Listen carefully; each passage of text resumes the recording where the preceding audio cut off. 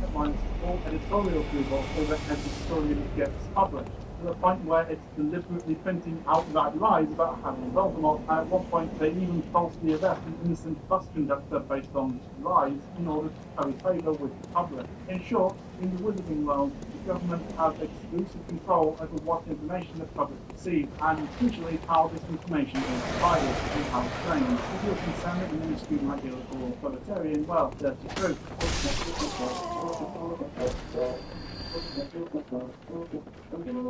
J.K. Rowling is a neoliberal. This much is obvious and extremely well documented. She's a Blairite status quo warrior who hates and fears progress, and specifically politicians who want to improve the rights of the poor and vulnerable. As a result, the government in her books is also overwhelmingly neoliberal by represented into the right in a couple of ways, which are the only way to ever criticise. We'll get into this more in a later section regarding the economy, but the vast majority of wealth in the wizarding economy appears to be in the hands of private enterprises. I was just mentioned there's a severe lack of regulation, and judging by the way the Weasleys live, austerity policy.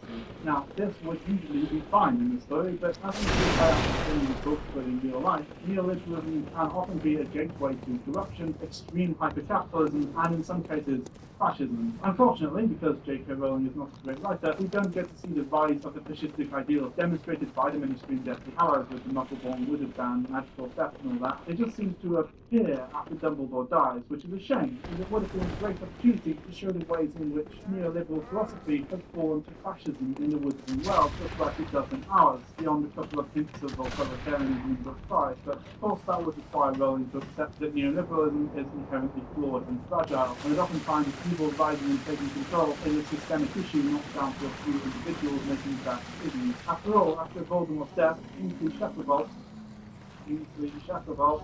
is named minister, and the neoliberal ministry continues to support with no safeguards or changes made. The bad people are gone now, taking control of the sword, and this can never happen again, so there's no standing this to be transferred.